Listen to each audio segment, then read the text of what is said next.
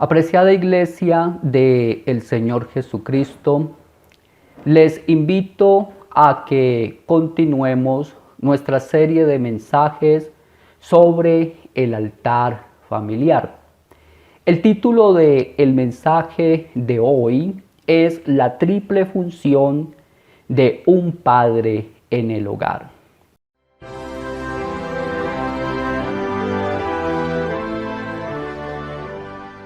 Hemos comenzado a estudiar en los días miércoles del mandamiento de Dios sobre el altar familiar. Específicamente, cada padre de familia es profeta, rey y sacerdote en el hogar. Esto lo entendemos en las Escrituras cuando nos dice en Efesios capítulo 5, versículo 23, porque el marido es cabeza de la mujer, así como Cristo es cabeza de la iglesia. Cristo como cabeza de la iglesia, la cual es su esposa, como cabeza del hogar celestial, lleva a cabo una triple función. Y asimismo el esposo, como figura de Cristo, lleva a cabo esta triple función.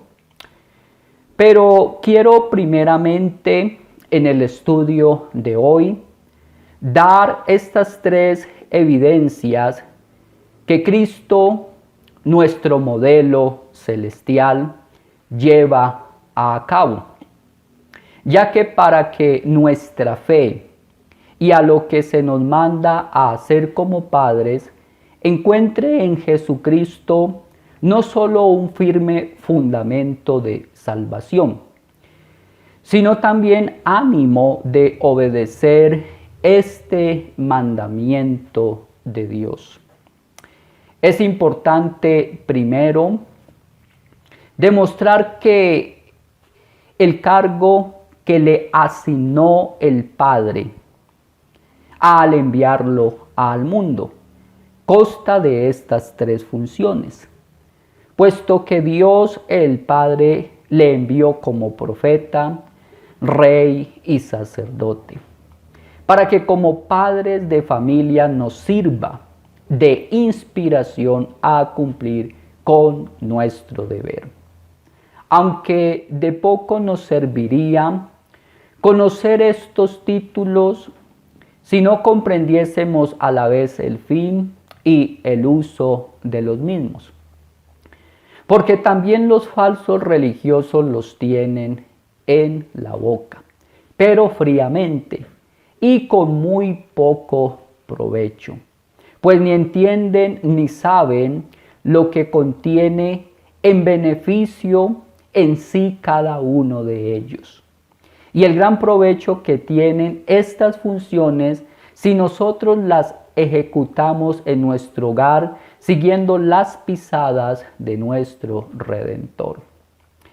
Entonces, la primera evidencia es Jesús como profeta. Aunque Dios antiguamente estuvo enviando profetas a los judíos continuamente y sin interrupción, y que de este modo no los privó jamás de la doctrina que les era útil y suficiente para la salvación, sin embargo tuvieron siempre en sus corazones arraigada la creencia de que era necesario esperar hasta la venida del Mesías, divulgado e incluso entre los samaritanos, que nunca habían entendido la verdadera religión, como se ve claramente por lo que la samaritana respondió a nuestro Redentor en San Juan capítulo 4, versículo 25. San Juan 4, 25. Dice la palabra de nuestro Dios. Le dijo la mujer: sé que ha de venir el Mesías llamado el Cristo. Cuando Él venga, nos declarará todas las cosas. En el mismo sentido, el autor de Hebreos, queriendo ensalzar la perfección de la doctrina evangélica, después de decir que Dios muchas veces y de muchas maneras habló antiguamente por los profetas a los padres, añade que finalmente nos ha hablado a nosotros por su Hijo muy amado. Léalo en Hebreos capítulo 1, versículo 1 y versículo 2. Hebreos capítulo 1, versículo 1 y versículo 2 dice: Dios, habiendo hablado muchas veces y de muchas maneras en otros tiempos a los padres por los profetas, en estos postreros días nos ha hablado por el Hijo, a quien constituyó heredero de todo y por quien asimismo hizo el universo. Mas como los profetas tenían la misión de mantener a la iglesia en suspenso y sin embargo darles en qué apoyarse hasta la venida del mediador, los fieles dispersos por todas partes se quejaban de que estaban privados de este beneficio de Dios hablar a través de los profetas. Así lo exclamaron en el Salmo capítulo 74, versículo 9. Salmo 74, versículo 9. Dice la santa palabra de Dios: no vemos ya nuestras señales, no hay más profeta, ni entre vosotros hay quien sepa hasta cuándo. Así, Dios guardó un silencio, dejando a su pueblo por un largo tiempo. Y aunque después de esta exclamación de Asa, que es el autor de este salmo, vinieron otros profetas. Este salmo habla que vendría un profeta definitivo, que nunca dejaría de hablar a su pueblo. Este es el Señor Jesucristo. Por eso Isaías profetizó diciendo en el capítulo 61, versículo 1 y 2, que Jesús mismo citó en San Lucas capítulo 4, versículo 16 al 21, hablando de sí mismo como el cumplimiento de esta profecía. Nos dice nuestro amado Señor lo siguiente. San Lucas capítulo 4, versículo 16 al versículo 21. Vino a Nazaret donde se había criado, y en el día de reposo entró en la sinagoga, conforme a su costumbre, y se levantó a leer. Y se le dio el libro del profeta Isaías, y habiendo abierto el libro, halló el lugar donde estaba escrito: el Espíritu del Señor está sobre mí, por cuanto me ha ungido para dar buenas nuevas a los pobres. Me ha enviado a sanar a los quebrantados de corazón, a pregonar libertad a los cautivos y vista a los ciegos, y a poner en libertad a los oprimidos, a predicar el año agradable del Señor. Y enrollando el libro lo dio al ministro y se sentó, y los ojos de todos en la sinagoga estaban fijos en él. Y comenzó a decirles: hoy se ha cumplido esta escritura delante de vosotros. Vemos pues que fue ungido por el Espíritu Santo para ser profeta, mensajero y testigo de la gracia del Padre. Y se le diferenció de todos los demás profetas que tenían el mismo oficio y cargo. Y debemos de notar aquí que no recibió la unción para sí mismo de enseñar, sino para todo el cuerpo, es decir, para la iglesia. Cristo como cabeza fue ungido y su unción descendió a su cuerpo, esto es, a la iglesia. Como dice Primera de Juan, capítulo 2, verso 20 y verso 27. Primera de Juan, capítulo 2, versículo 20 y versículo 27. Pero vosotros, hablando de la iglesia, tenéis la unción del Santo y conocéis todas las cosas. Verso 27. Pero la unción que vosotros recibisteis de Él permanece en vosotros y no tenéis necesidad de que nadie os enseñe. Así como la unción misma os enseña todas las cosas y es verdadera y no es mentira, según ella os ha enseñado, permaneced en Él. Por lo tanto, el espíritu profético de Cristo, su enseñanza ha de resplandecer en la predicación ordinaria del Evangelio, siendo iluminada por el Espíritu Santo.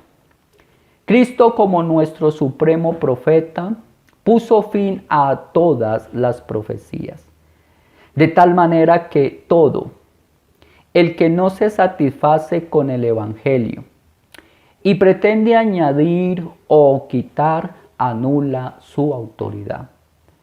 Porque la voz que desde el cielo dijo, según San Mateo, capítulo 17, versículo 5, este es mi Hijo amado, en quien tengo complacencia, a él oí.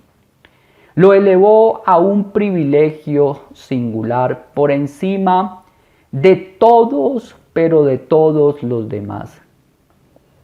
Desde su cabeza se derramó esta unción sobre sus miembros, como lo había profetizado el profeta Joel, y tuvo cumplimiento en Hechos capítulo 2, versículo 16 y versículo 17. Hechos capítulo 2, versículo 16 y versículo 17. Mas esto es lo dicho por el profeta Joel. Y en los postreros días dice Dios, derramaré de mi espíritu sobre toda carne. Y vuestros hijos y vuestras hijas profetizarán. Vuestros jóvenes verán visiones y vuestros ancianos soñarán sueños.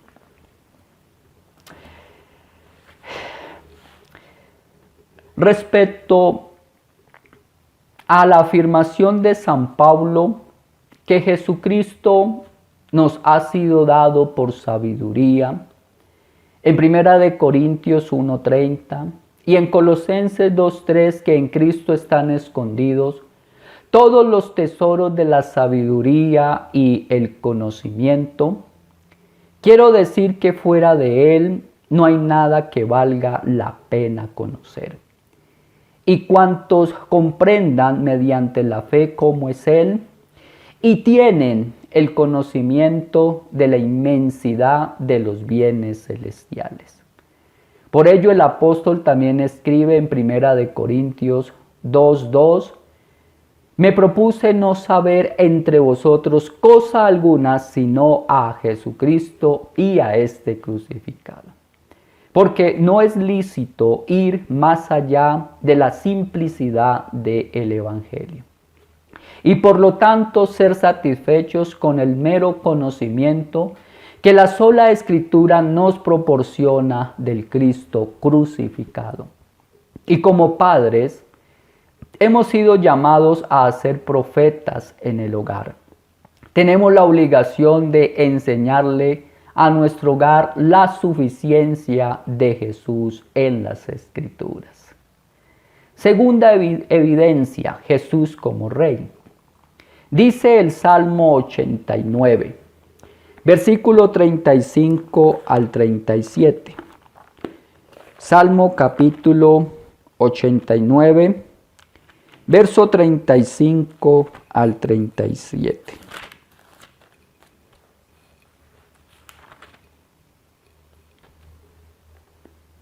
Una vez he jurado por mi santidad, y no mentiré a David. Su descendencia será para siempre, y su trono como el sol delante de mí. Como la luna será firme para siempre, y como un testigo fiel en el cielo. No hay duda alguna que en esta escritura promete Dios un reino eterno a su Hijo Jesucristo. Pero también por medio de su Hijo una perpetua defensa y protección para su iglesia, ya que solamente en Jesucristo se cumplió esta profecía. Porque después de la muerte de Salomón, la majestad del reino de Israel cayó por tierra en su mayor parte. Y con grande afrenta y perjuicio la casa de David fue traspasada del rey a rey en particular. Y con el correr del tiempo se fue menoscabando más y más, hasta quedar por completo destruida en una vergonzosa ruina. Por lo tanto, siempre que oímos en las Escrituras que se promete un reino eterno, es Dios el Padre dándole este reino a su Hijo Jesús. Pero también debemos de entender que su potencia eterna es la fortaleza y defensa que mantiene la perpetuidad de la iglesia. Asimismo, cuando David se burla del atrevimiento de los enemigos, que en vano se esfuerzan por hacer pedazos el yugo de Dios y de su Cristo.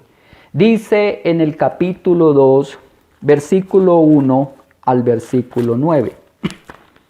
Salmo capítulo 2, versículo 1 al versículo 9. ¿Por qué se amontinan las gentes y los pueblos piensan cosas vanas?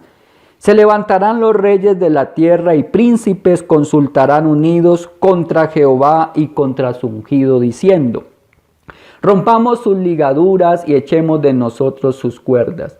El que mora en los cielos se reirá, el Señor se burlará de ellos. Luego hablará a ellos en su furor y los turbará con su ira. Pero yo he puesto mi rey sobre Sión, mi santo monte. Yo publicaré el decreto, Jehová me ha dicho, mi hijo eres tú. Yo te engendré hoy. Pídeme y te daré por herencia las naciones y como posesión tuya los confines de la tierra. Los quebrantarás con vara de hierro, como vasija de alfarero los desmenuzarás.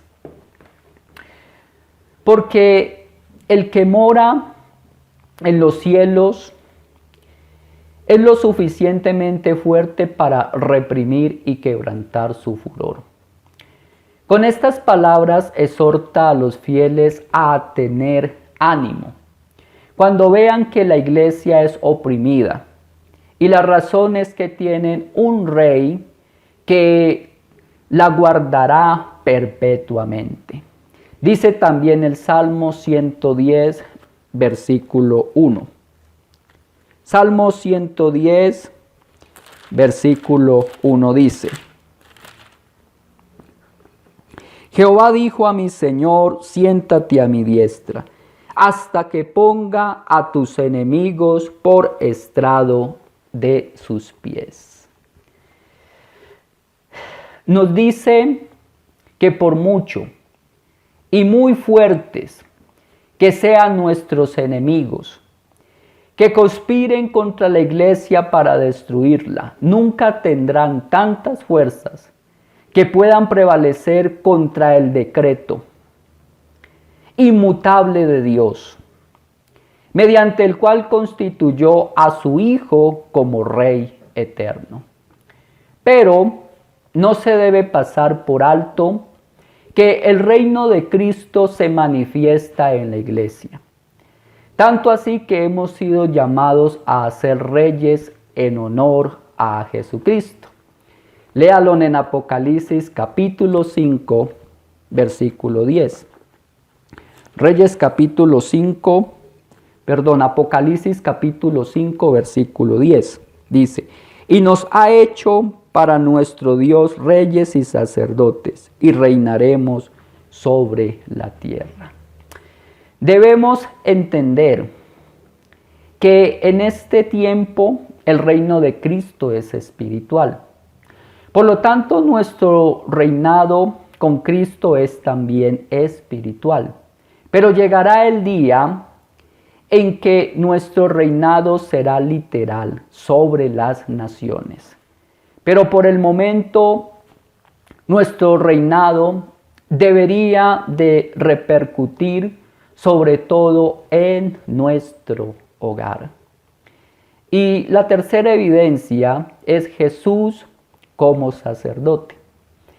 En cuanto a su sacerdocio, debemos de saber que su fin y su uso es que Jesucristo interceda por nosotros como mediador. Y su santidad nos reconcilie con Dios. Porque la maldición consiguiente al pecado de Adán justamente nos ha cerrado las puertas del cielo. Y Dios, en cuanto que es juez, está irado con nosotros. Es necesario, para aplacar la ira de Dios, que intervenga como mediador un sacerdote que ofrezca un sacrificio por el pecado. Por eso Cristo, para cumplir con esta misión, se adelantó para ofrecer su sacrificio. Porque bajo la ley no era lícito al sacerdote entrar en el santuario sin el presente de la sangre. Y así nosotros comprendiésemos que aunque el sacerdote fue designado como intercesor para alcanzar el perdón, sin embargo, Dios no podía ser aplacado sin ofrecer la expiación por los pecados. Este oficio lo tuvieron haciendo los levitas por muchos siglos. Y noten el contraste entre los levitas y el sacerdocio de Jesús en Hebreos capítulo 7, versículo 21 al 28. Hebreos capítulo 7, versículo 21 al 28 dice: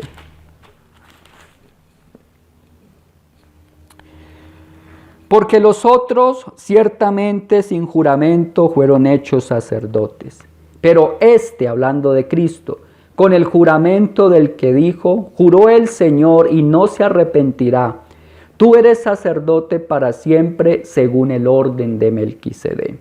Por tanto, Jesús es hecho fiador, un mejor pacto. Y los otros sacerdotes llegaron a ser muchos, debido a que por la muerte no podían continuar. Mas este, por cuanto permanece para siempre, tiene un sacerdocio inmutable, por lo cual puede también salvar perpetuamente a los que por él se acercan a Dios, viviendo siempre para interceder por ellos. Porque tal sumo sacerdote nos convenía, santo, inocente y sin mancha, apartado de los pecadores y hecho más sublime que los cielos, que no tiene necesidad cada día, como aquellos sumos sacerdotes, de ofrecer primero sacrificios por sus propios pecados y luego por los del pueblo, porque esto lo hizo una vez para siempre, ofreciéndose a sí mismo. Porque la ley constituye sumos sacerdotes a débiles hombres, pero la palabra del juramento, posterior a la ley, al Hijo, es decir, a Jesús, hecho perfecto para siempre. La muerte e intercesión del Señor Jesucristo es eterna. Y Él suplica, alcanzando el favor y la gracia ante el Padre.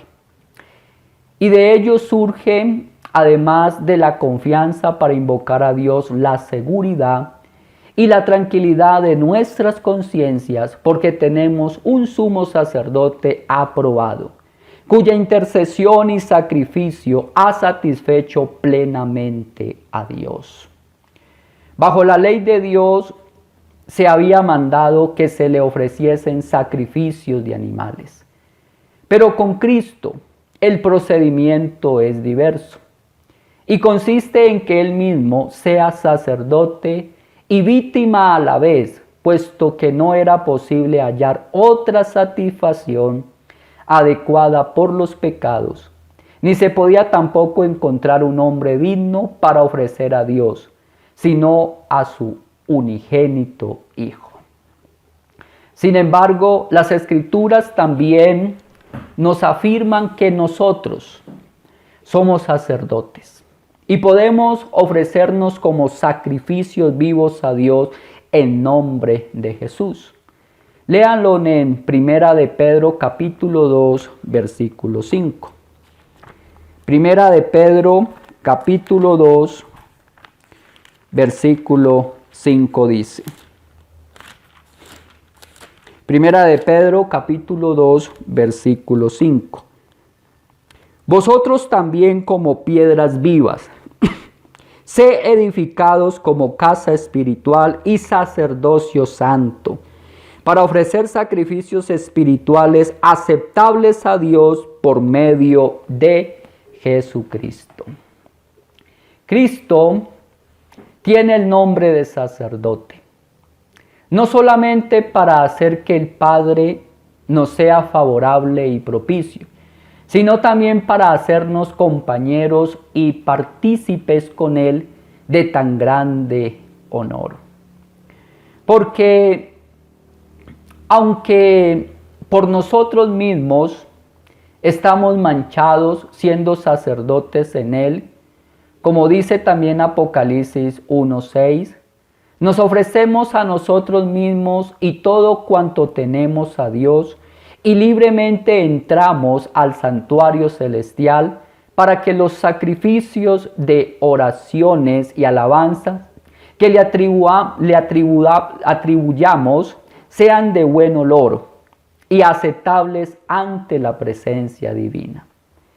Y lo que dice Cristo en San Juan capítulo 17, versículo 19, y por ellos yo me santifico a sí mismo, para que también ellos sean santificados en la verdad.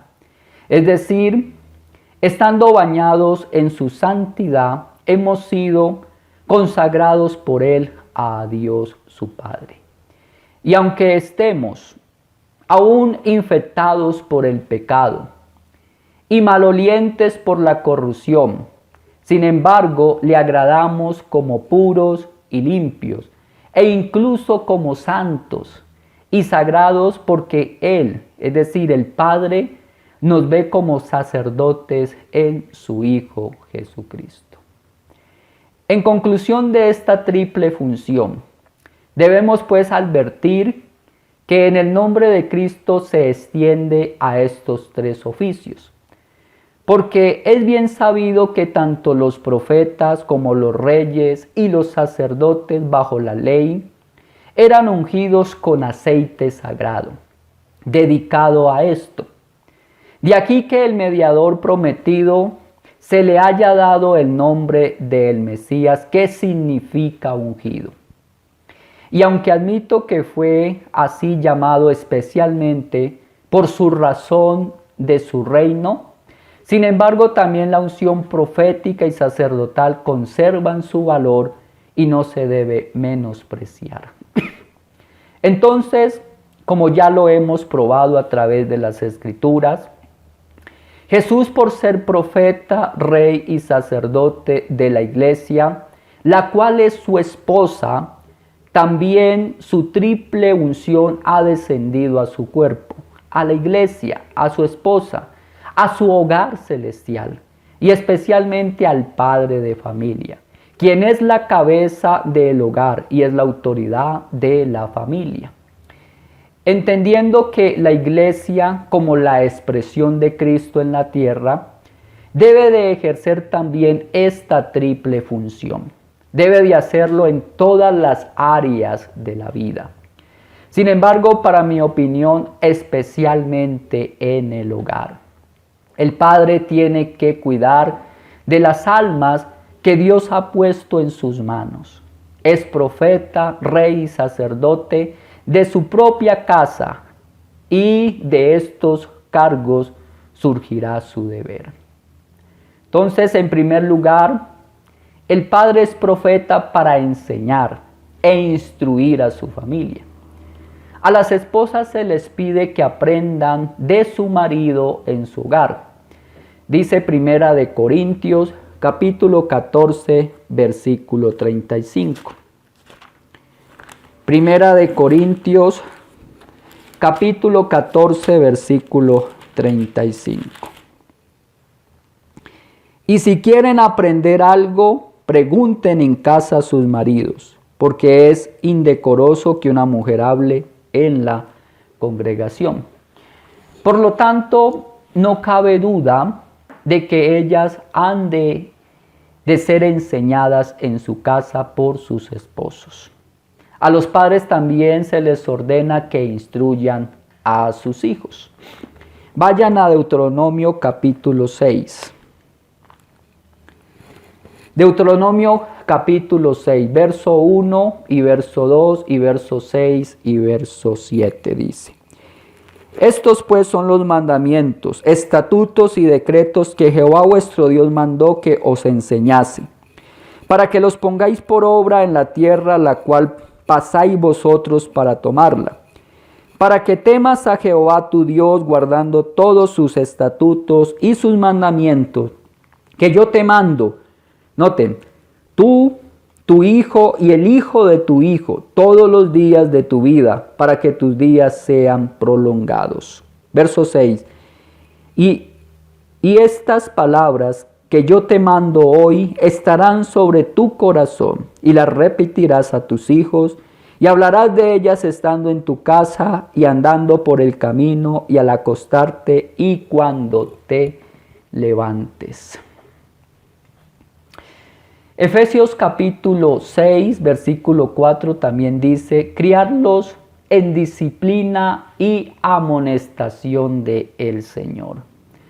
Como padres debemos enseñar y exhortar a nuestro hogar, que cada día se eleven oraciones a Dios, alabanzas a Él, y también enseñemos a nuestros hijos a meditar en la palabra con preguntas y respuestas. Dice San Pablo en Colosenses capítulo 3, versículo 16 lo siguiente. Colosenses capítulo 3, versículo 16. La palabra de Cristo more en abundancia en vosotros, enseñándoos y exhortándoos unos a otros en toda sabiduría, cantando con gracia en vuestros corazones al Señor con salmos e himnos y cánticos espirituales. Sé que este texto lo aplican mayormente a la adoración pública. Sin embargo, prohíben las Escrituras aplicar estos mismos elementos de adoración en el culto familiar. No. Que el padre ore con su familia, enseñe a cada miembro de su familia a orar cuando esté a solas. Las confesiones que él haga, las peticiones que eleve y las misericordias que reconozca en su deber familiar son un medio excelente para proporcionarle las enseñanzas para su devoción a Dios. ¿Cómo puede ser que muchos hijos, al convertirse en ellos mismos en cabeza de su familia, son tan incapaces de ser el portavoz de los miembros de su familia delante de Dios en oración? Esto se debe sin lugar a dudas de que ellos vivieron durante su infancia en familias que no enseñaban su palabra y no oraban, y se mantuvieron en la ignorancia de este deber. En segundo lugar, el padre es rey en su hogar, para gobernar a su familia en el temor de Dios. Con Josué debe de declarar, capítulo 24, versículo 15, yo y mi casa serviremos a Jehová. ¿Acaso no sería pecado que un príncipe como lo era Josué no estableciera la adoración familiar a Dios cuando le sirva en su palacio? Desde luego que sí. Por lo tanto, también es un pecado que el padre, como representación de rey, no haga lo mismo en su hogar, aunque también ore en su cuarto privado. Su autoridad solo puede ser notoria y aprobada públicamente si éste ejerce primero en su hogar su obligación.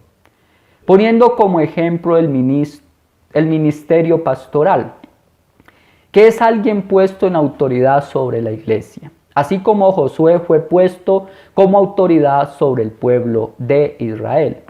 Noten cómo lo dice San Pablo en 1 de Timoteo capítulo 3, versículo 4 y versículo 5. 1 de Timoteo 3, verso 4 y 5. Que gobierne bien su casa, que tenga a sus hijos en sujeción con toda honestidad. Pues el que no sabe gobernar su propia casa, ¿cómo cuidará de la iglesia de Dios? Y en tercer lugar, es sacerdote en su propia casa. Y donde hay un sacerdote, debe de haber sacrificio. ¿Qué sacrificio hay entre los padres cristianos? Sino los sacrificios espirituales de oración y las acciones de gracia. Así cuando David acabó con las ordenanzas públicas, se marchó a su casa para llevar a cabo su deber privado con su familia. Léalo en Primera de Crónicas, capítulo 16, versículo 43. Primera de Crónicas, capítulo 16, verso 43.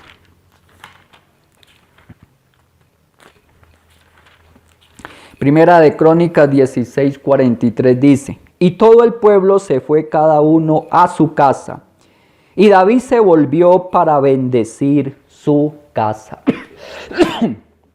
Es decir, como quien dice, regresó para adorar a Dios en privado con ellos y suplicar la bendición divina sobre ellos. Después de adorar públicamente con todo el pueblo, vino y continuó adorando a Dios en el seno de su hogar. Y así queda establecido no solo el culto público, sino también el culto familiar, para refutar la actitud pecaminosa de los padres que dicen: el culto congregacional es suficiente para la instrucción de la familia. Yo debo de trabajar desde la madrugada hasta la noche y no tengo tiempo de lunes a sábado para mi hogar. Así que la instrucción de mi hogar se la dejo toda al pastor y a la iglesia. En conclusión, un padre puede dar las mejores instrucciones, hacer los mejores sacrificios de adoración, pero si no utiliza la disciplina para eliminar los malos temperamentos, corregir los malos hábitos y reprimir la corrupción desvergonzada, entonces no se puede esperar nada excelente de él. Podrá ser un buen profeta y un buen sacerdote, pero si también no es un buen rey, entonces todo lo demás es en vano. Oremos.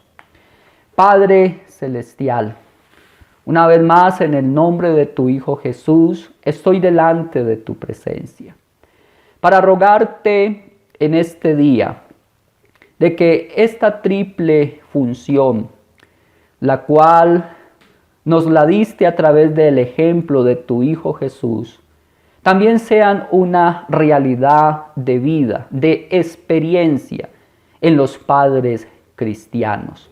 Oh, que nuestro hogar esté fundado en esta preciosísima palabra de que como padres somos profetas, somos reyes y somos sacerdotes. Bendice, Señor, nuestros hogares. con padres piadosos. Te lo pedimos en Cristo Jesús. Amén.